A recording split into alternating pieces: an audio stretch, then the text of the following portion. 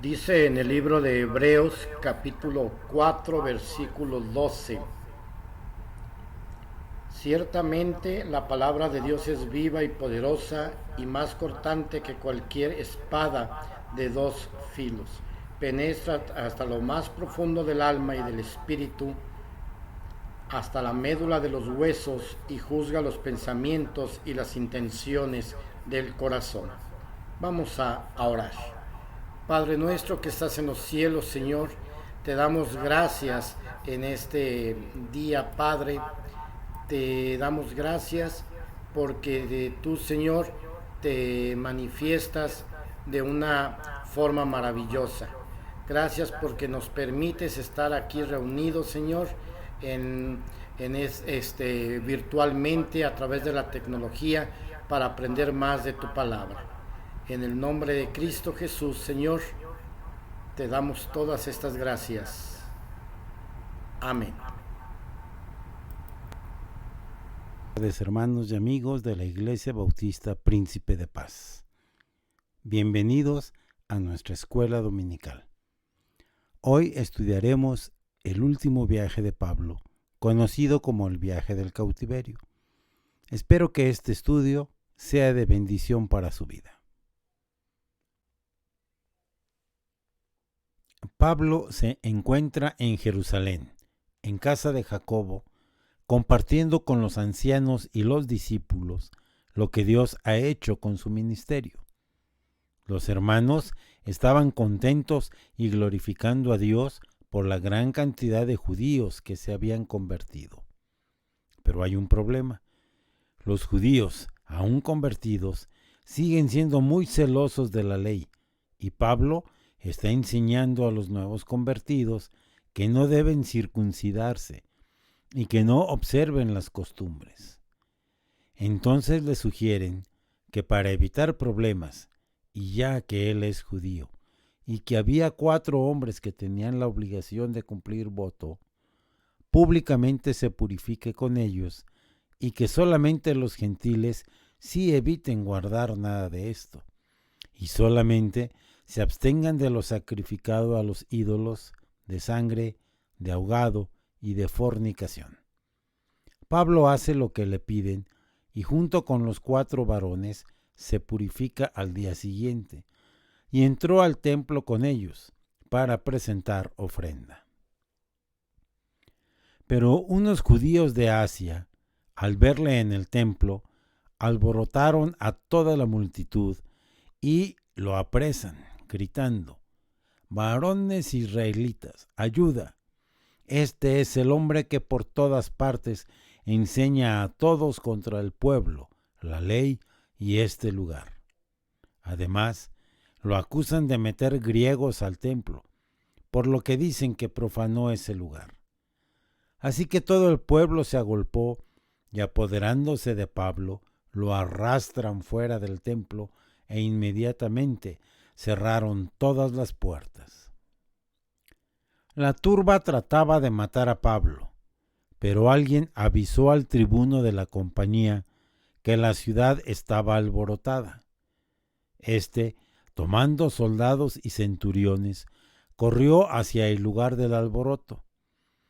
Cuando vieron que venían los soldados, dejaron de golpear a Pablo. Entonces el tribuno le tomó prisionero y lo encadenó, preguntando a la gente quién era y qué había hecho. Pero como unos decían una cosa y otros otra, el tribuno no entendía nada, y entonces trasladó a Pablo a la fortaleza. Cuando le iban a meter a la fortaleza, Pablo pide permiso para dirigirse a la multitud. El tribuno, al escuchar que habló en griego, lo confunde con un egipcio que hacía algunos días había levantado una sedición en el desierto con 4,000 sicarios. Pablo responde que es un hombre de Tarso, una ciudad no pequeña de la cual es ciudadano, y vuelve a pedir autorización para dirigirse al pueblo. Cuando le autorizaron a hablar, Pablo logra que la multitud guarde silencio y se dirige a ellos en hebreo. Al oírle hablar en su lengua, el pueblo guardó aún más silencio. Se identifica como originario de Tarso de Cilicia, criado en Jerusalén conforme a la ley y celoso de Dios como lo son ahora ellos.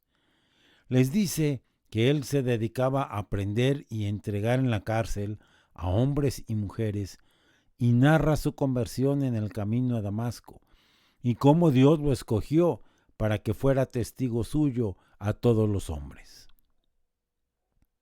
El pueblo no quiso escucharle, así que gritando pedían que le mataran. Entonces el tribuno ordenó meterlo a la fortaleza y que le azotaran y averiguar por qué el pueblo quería matarle. Cuando le iban a atar para azotarle, Pablo le dice al centurión: ¿te es lícito azotar a un ciudadano romano sin haber sido condenado?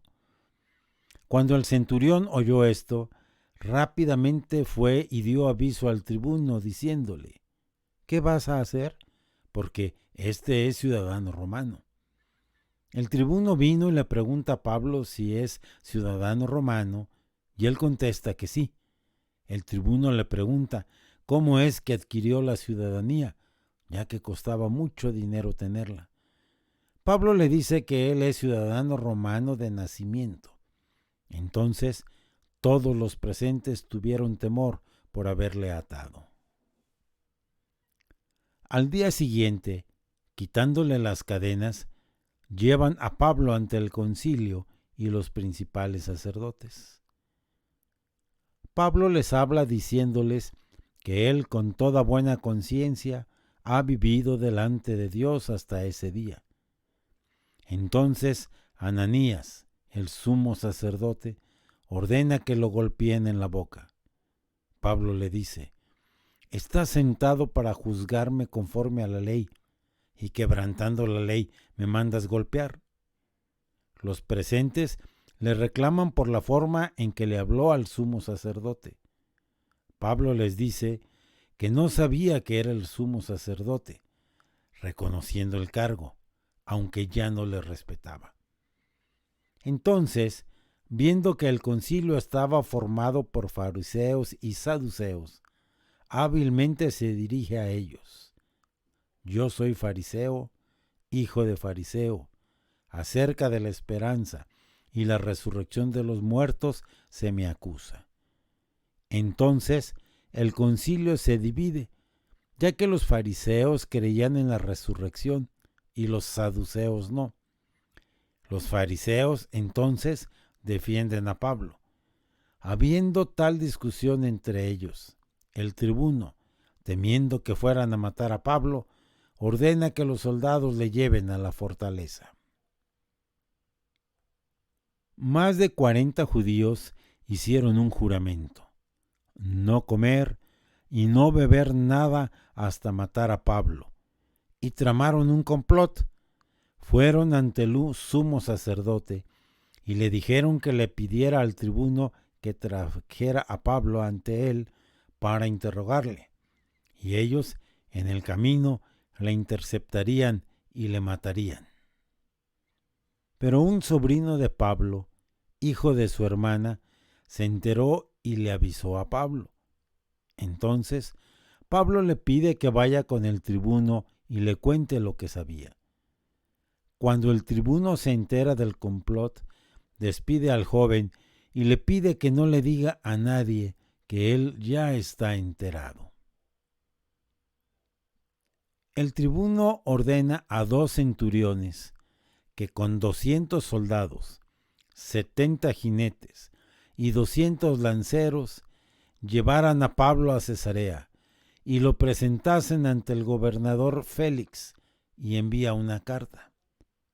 En ella, el tribuno, de nombre Claudio Lisias, le dice al gobernador Félix que Pablo fue apresado por los judíos por causas de ellos, y le querían matar, pero al enterarse que Pablo es un ciudadano romano, lo rescató y lo llevó al concilio, y que no encontró en Pablo ningún delito que amerite prisión o muerte, pero que al enterarse de las hechanzas de los judíos para matar a Pablo, decidió enviarlo ante él, para que los acusadores expongan ante él lo que tengan contra Pablo.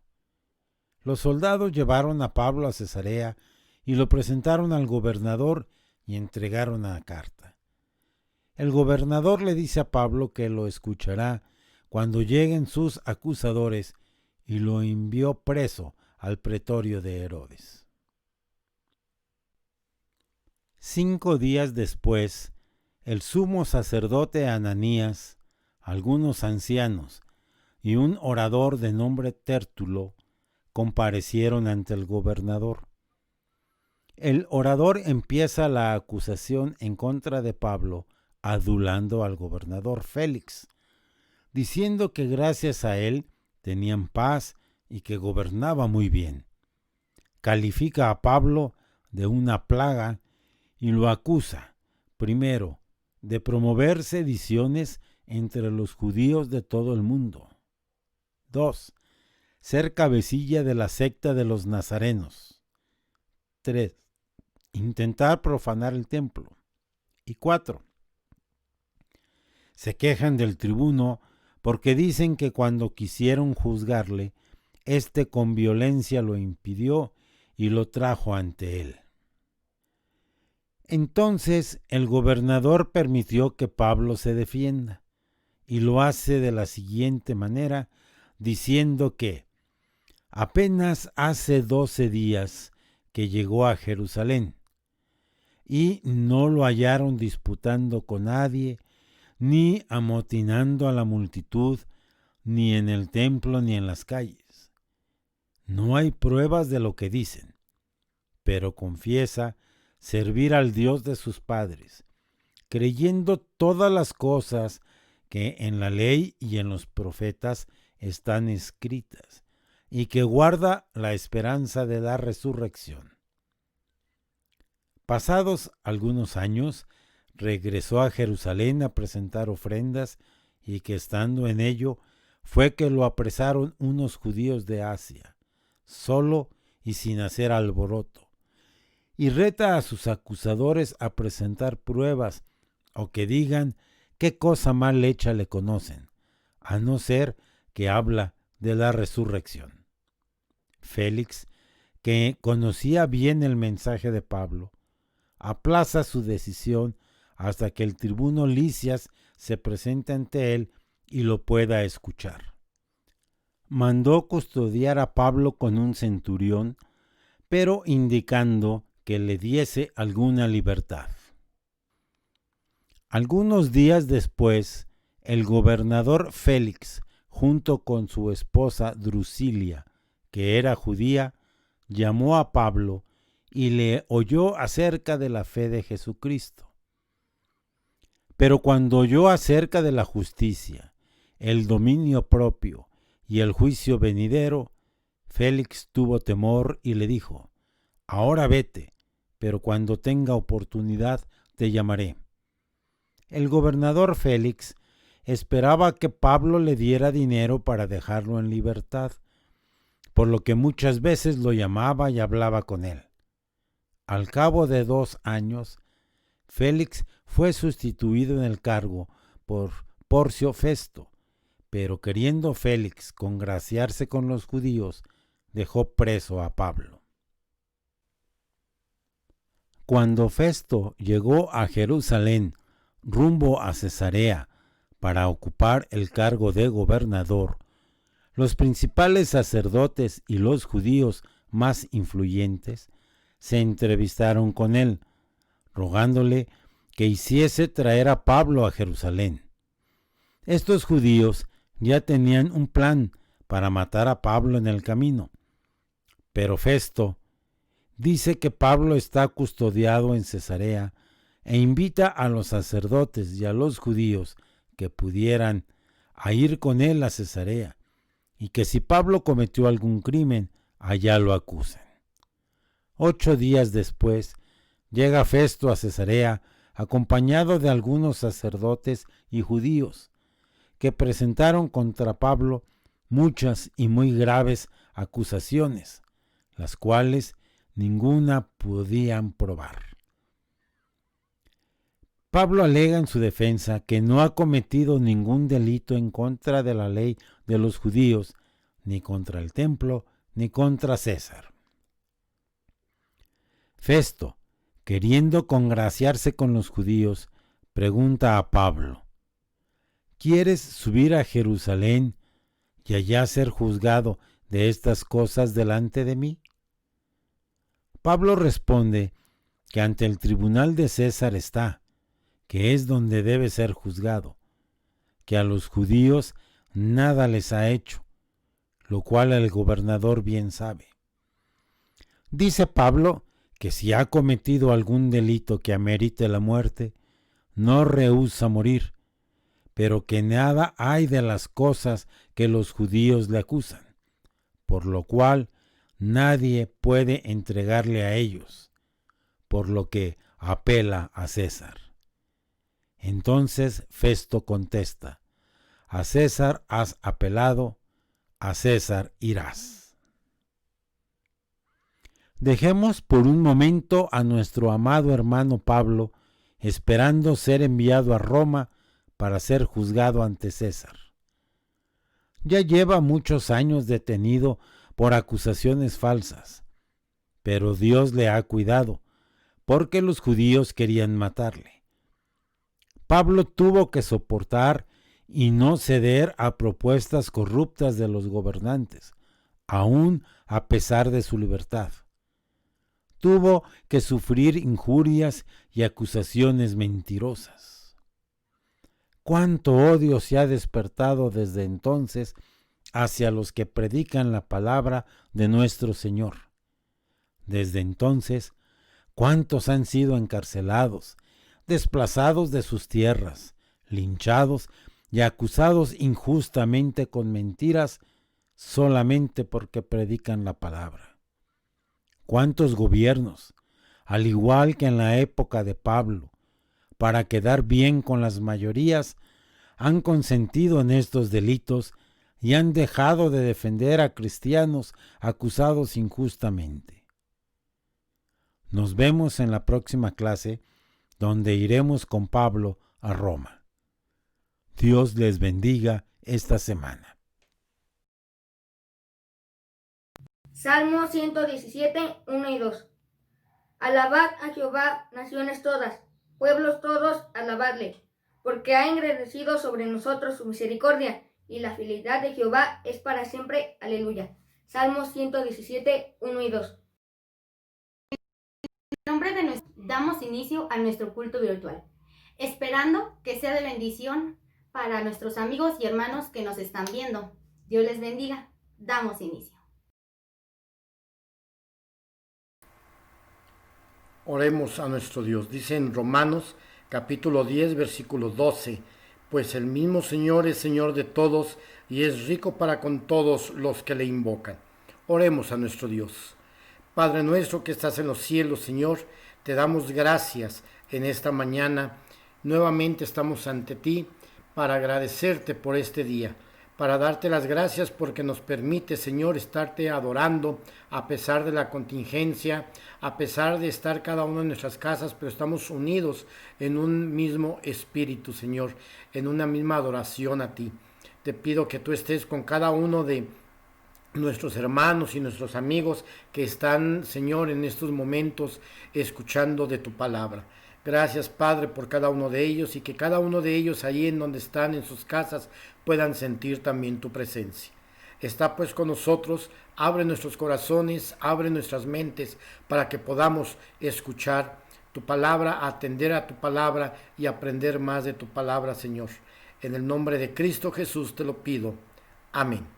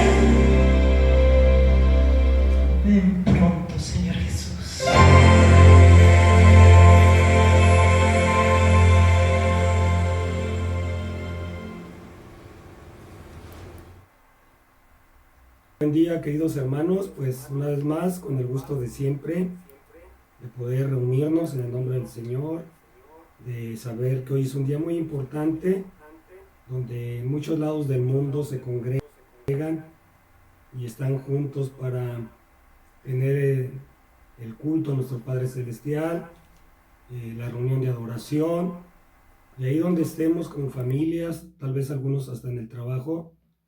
Espero que podamos reunirnos y juntos dar gracias a Dios por sus bondades, iniciar una semana más, ya casi empezar el mes de junio, la mitad del año, y creo que juntos podemos decir que Dios ha sido fiel, que Dios nos ha guardado, nos ha ayudado. No estamos exentos de pasar algún contratiempo, alguna dificultad en la salud, en los trabajos, en la familia, pero creo que la mayoría o todos con un corazón de agradecimiento a Dios podemos decir, hasta aquí nos ha ayudado el Señor.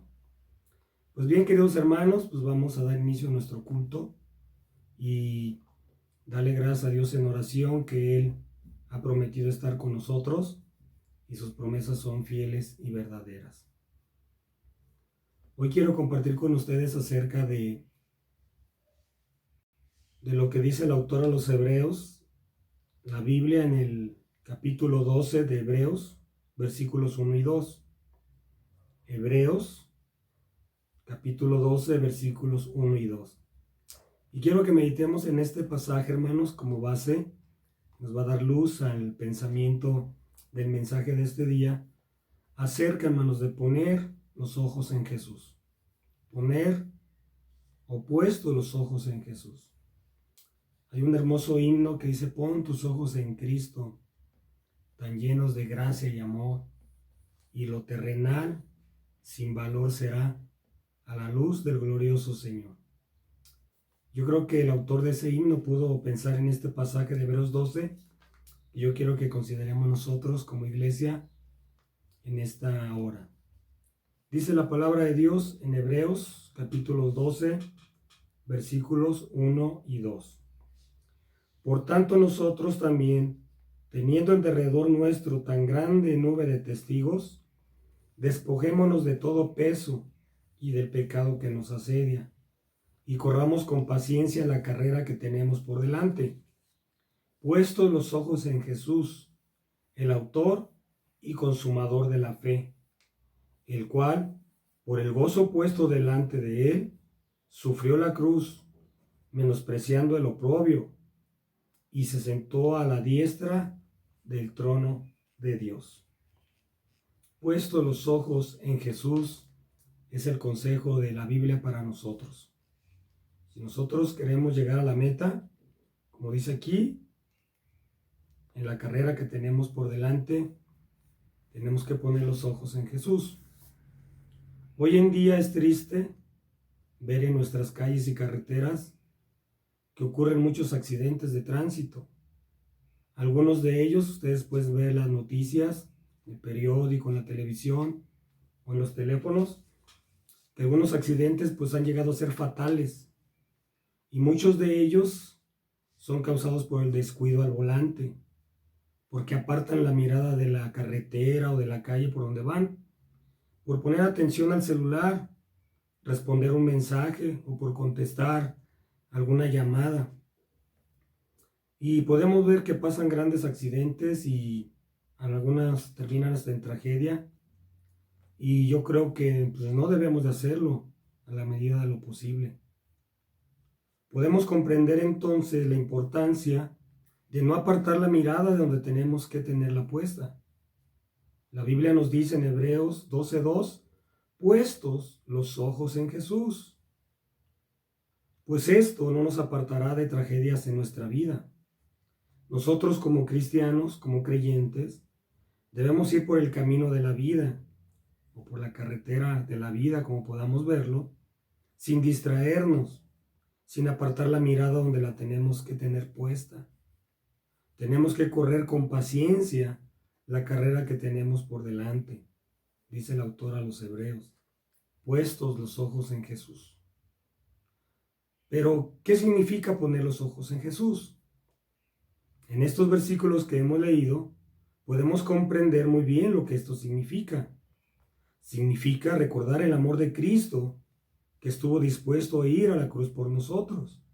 Ahí lo dice, el cual delante de él sufrió la cruz por nosotros. También significa que tenemos que recordar el amor de Cristo a tal grado de dar su vida en amor por nosotros. Significa recordar que nos ha salvado y nos ha redimido también del pecado.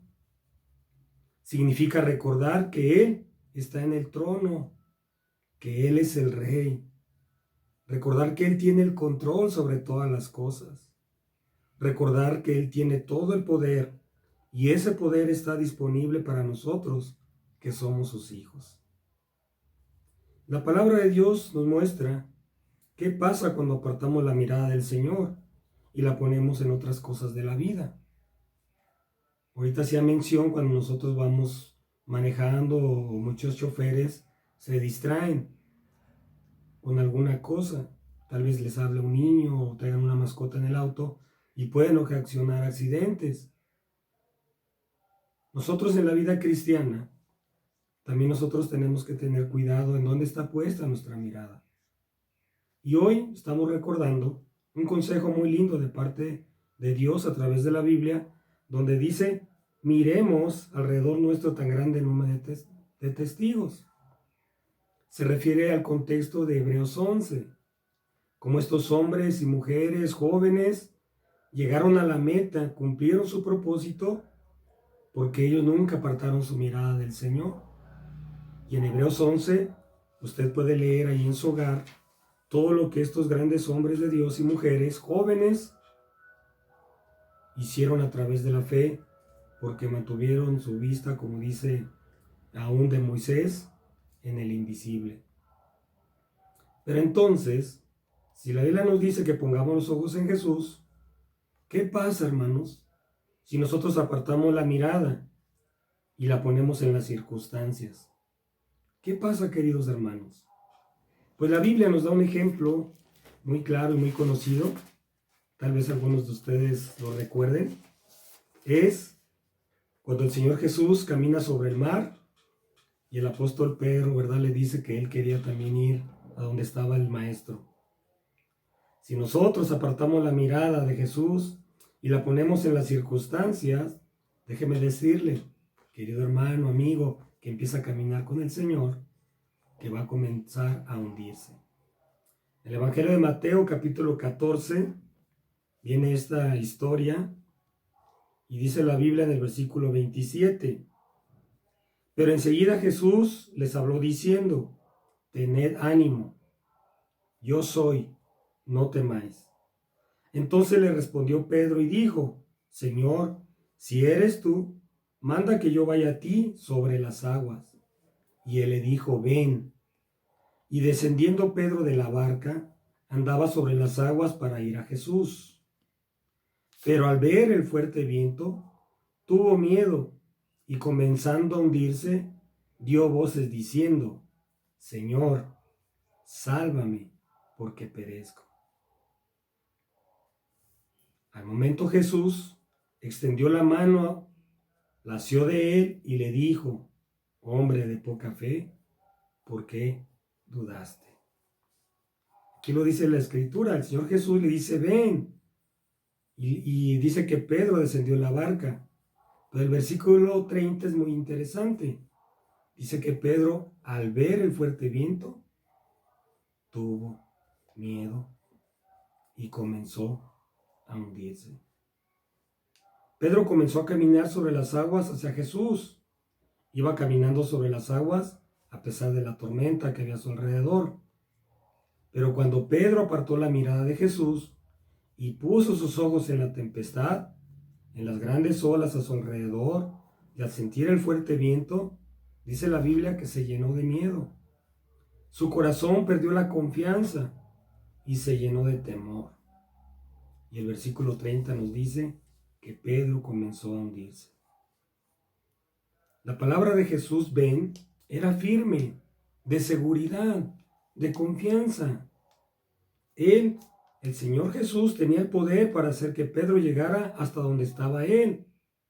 Pero dice el versículo, Pedro apartó su vista y su mirada del Señor.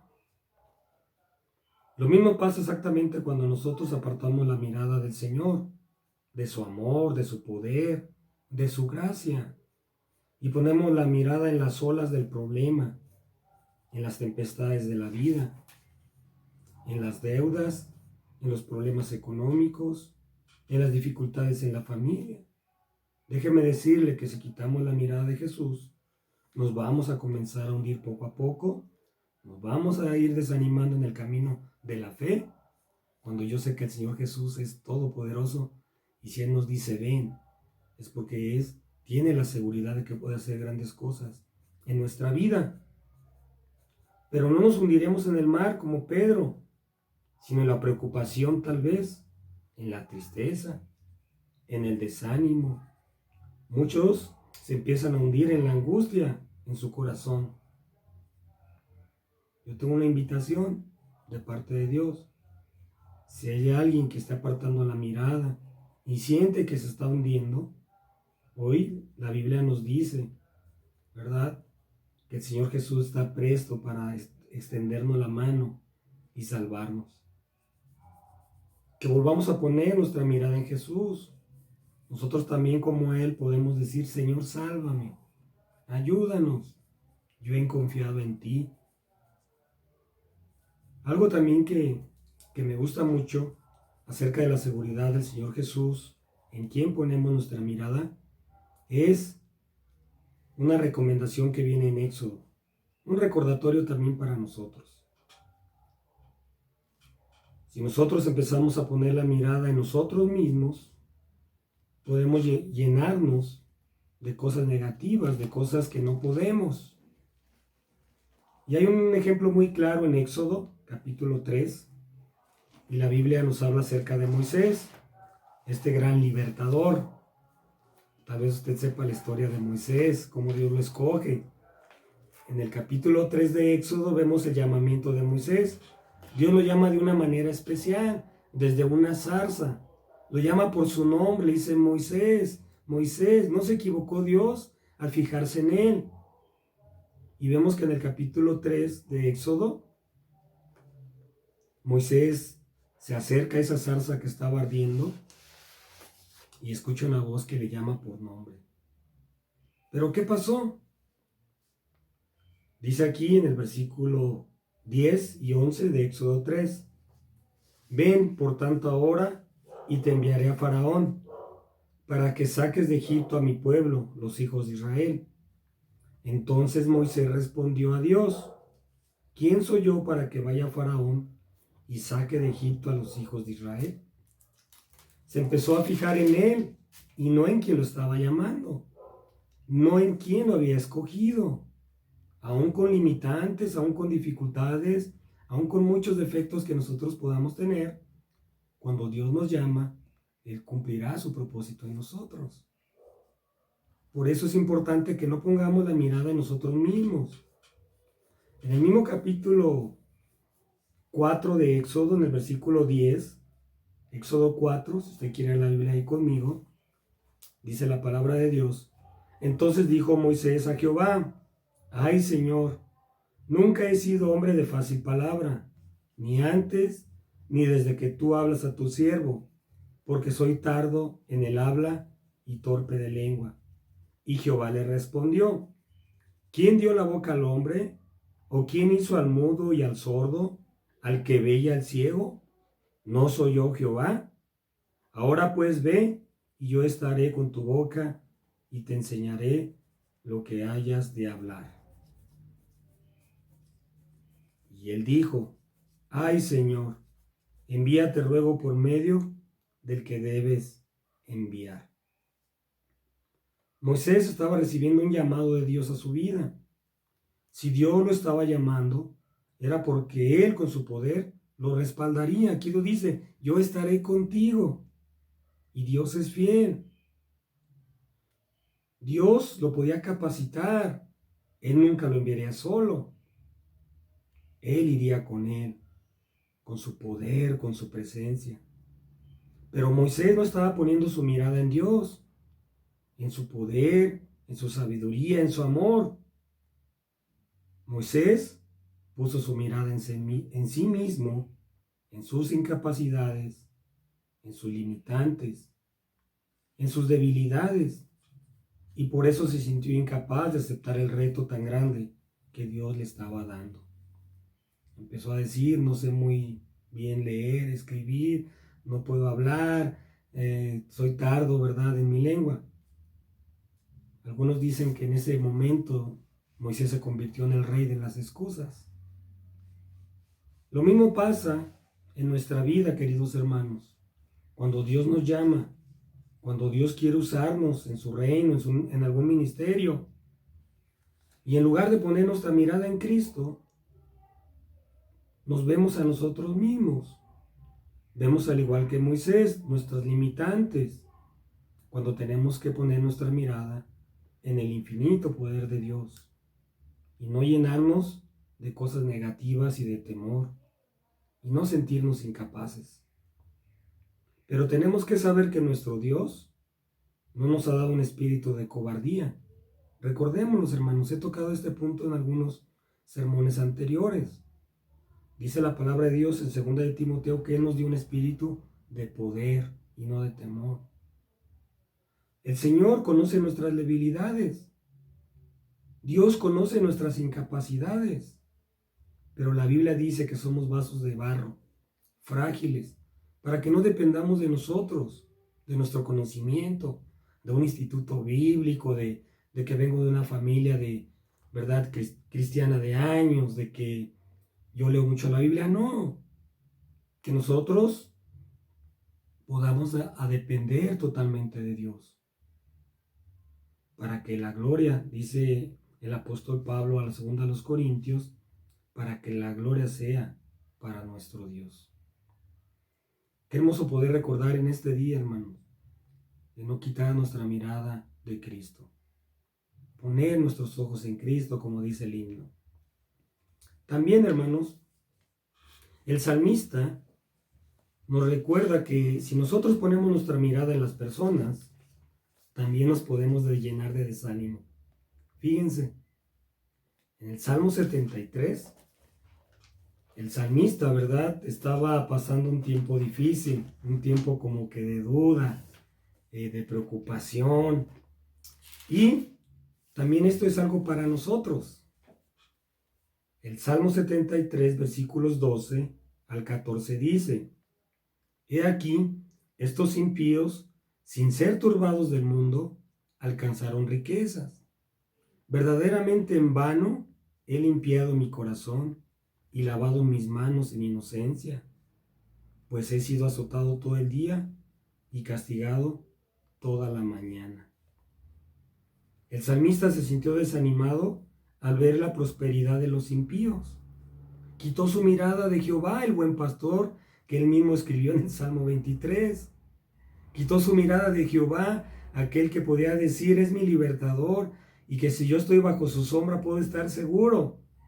Apartó su mirada y la puso en las personas. Y dice el Salmo que al ver cómo esas personas no buscaban a Dios, ni querían nada con Él, eso es un impío.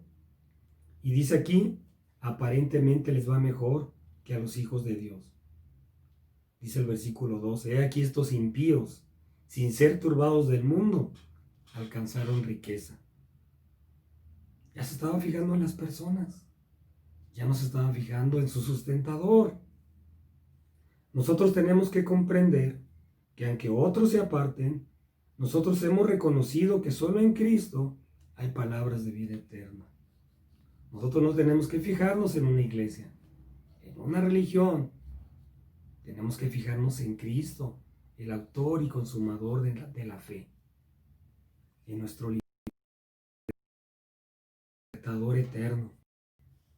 Nosotros ponemos las personas, déjenme decirle que vamos a encontrar una y mil razones tal vez para no querer seguir al Señor. Yo cuando algún cristiano se ha acercado a mí como un pastor para decirme, es que el hermano, y es que la hermana, y es que cierto pastor, le digo, tenemos que recordar quién pagó por usted, quién fue a la cruz del Calvario por usted. No fue una iglesia, no fue una persona, no fue un pastor, fue el Señor Jesucristo, el Hijo de Dios, y es el que usted tiene que ver el modelo, es el que nosotros tenemos que ver y seguir sus pasos. En San Juan, capítulo 6, versículo 66, habla acerca de estos, hermanos, de no ver a las personas, nosotros seguir al buen pastor. En San Juan, capítulo 6, usted va a la Biblia ahí conmigo, versículos 66 al 68, dice: Entonces muchos de sus discípulos volvieron atrás y ya no andaban con él. Dijo entonces Jesús a los 12, ¿queréis acaso iros también vosotros?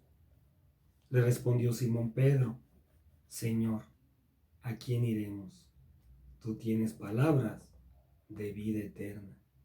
Y nosotros hemos creído y conocemos que tú eres el Cristo, el Hijo de Dios viviente. Qué hermosas palabras. Pero me llama la atención la respuesta del Señor Jesús. Ahí le dicen, muchos están regresando, les pareció un poco complicado el camino.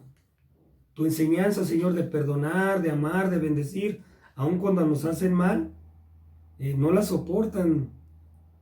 Y el Señor Jesús no les dice, bueno, lo van a entender, no se desanimen, no, los confronta, como hoy en este día nosotros.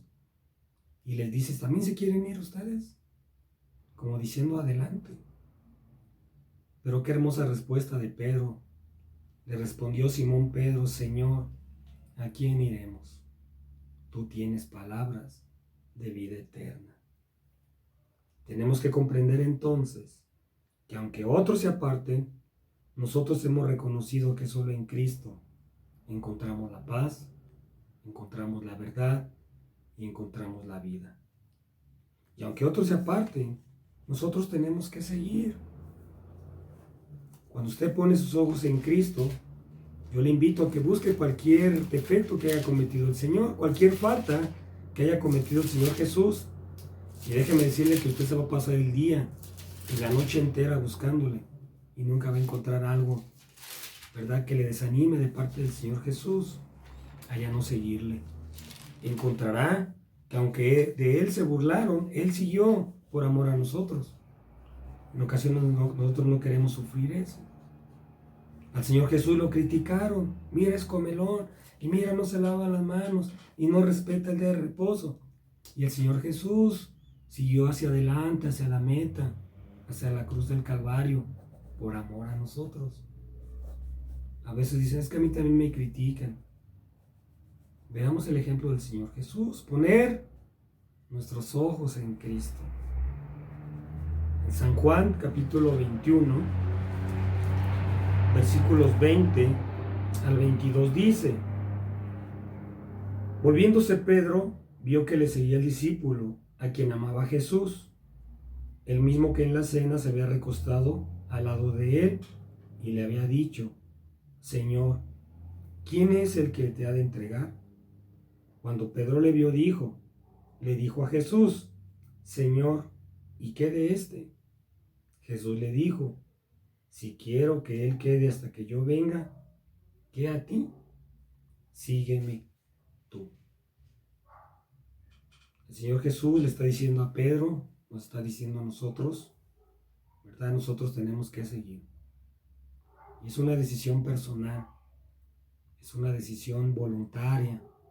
Cuando yo he entendido lo que dice el pasaje de Hebreos, que Él se despojó de su trono, que Él dejó toda su gloria, nació en un pesebre, multiplicó el pan para alimentar a la multitud, tuvo compasión de la gente, tuvo compasión por mí, tuvo cuidado del enfermo, como tiene ese cuidado también para mí y para usted, si cree en el Señor Jesús. Yo tengo que poner mi mirada en Él. Y estoy seguro que ninguna iglesia, ningún congregante, ninguna dificultad me va a apartar del camino del Señor. Yo espero, querido hermano, que nosotros no nos estemos fijando ahora, no estemos mirando solamente las circunstancias difíciles que está pasando el mundo entero, que nosotros no apartemos la mirada de Cristo. Él nos llamó por nombre, Él escogió a alguien de su familia, creyó en Jesús, llegó el Evangelio, empezó a orar por otros vieron del amor de Dios. Ahora nos toca a nosotros, hermanos, seguir adelante. Esto va a pasar en el tiempo y en la voluntad de Dios. Los del gobierno, los de salud, dan una fecha, dan otra fecha. Yo no me fijo mucho en la fecha que pueda dar el presidente, el secretario de salud. Yo me fijo en el tiempo y en la voluntad de Dios. Que el Señor Jesús dice que cuando nosotros tenemos la mirada en Él, nada ni nadie nos podrá separar de su amor. Oro al Señor, hermanos, que cuando nos volvamos a reunir, podamos volver a llenar nuestro templo ahí en Príncipe de Paz, volvamos a llenar nuestro templo en el Calvario, Y en Faro sí está lleno, pero aún más, me decía el hermano Isaí ayer que lo visité, que ahora que regresen todos, porque algunos hermanos mayores sí se han ausentado, yo creo que tenemos que buscar otro lugar. Yo espero en el Señor que no se fijen en el lugar que está incómodo, que los niños tuvieron algún conflicto y que ya no quiera regresar, que nosotros, hermanos, todos, pongamos nuestros ojos en Cristo. Y yo estoy seguro que llegaremos a la meta con el Señor. Vamos a orar. Amoroso Padre Celestial, yo te doy muchas gracias por cada uno de mis hermanos, los amigos que en esta hora están viendo este programa. Este culto, Dios, más que un programa. Que tú, Señor, hables a nuestro corazón con la Biblia, con tu palabra. Y en estos ejemplos que vimos de alguien que apartó un poco su mirada de ti, Señor, vemos que hubo consecuencias. Que nosotros, Dios, permanezcamos firmes hasta que tú vengas o hasta que nos llames. Sigue bendiciendo, Dios, a nuestra iglesia. Sigue bendiciéndonos con tu paz, con tu provisión, con la confianza, Dios, de que tú tienes el control de todas las cosas y que en tu refugio, Dios, estamos seguros. Bendecimos tu nombre en Cristo Jesús. Amén. ¿Pueda yo apreciarlo?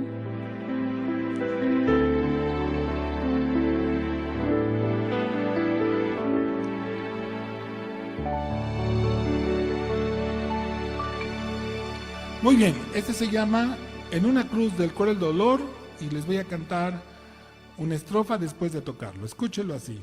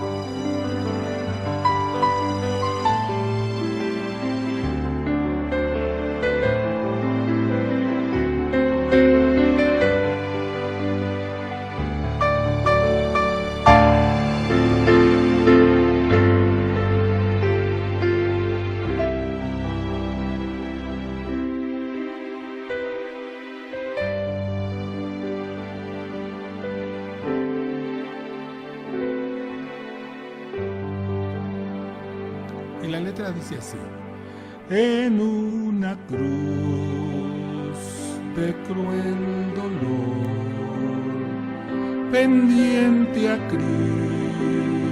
Cristo contemplé, perdido entonces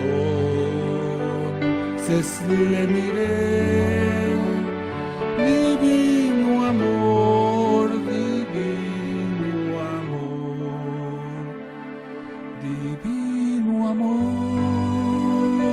divino amor, tu gran poder me conquistó,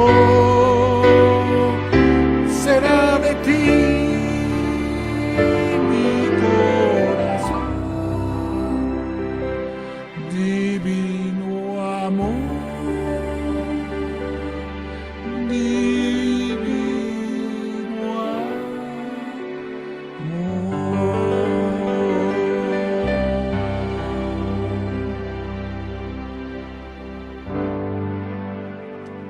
Amén. Que Dios les bendiga a todos. Con Dios está la sabiduría, el poder, suyo es el consejo y la inteligencia. Hermanos, les damos gracias por haber estado con nosotros en este culto, en este servicio de adoración a nuestro Dios. Les avisamos, les anunciamos que los esperamos el próximo jueves a las 7 de la noche en nuestro servicio de oración. Oremos al Señor.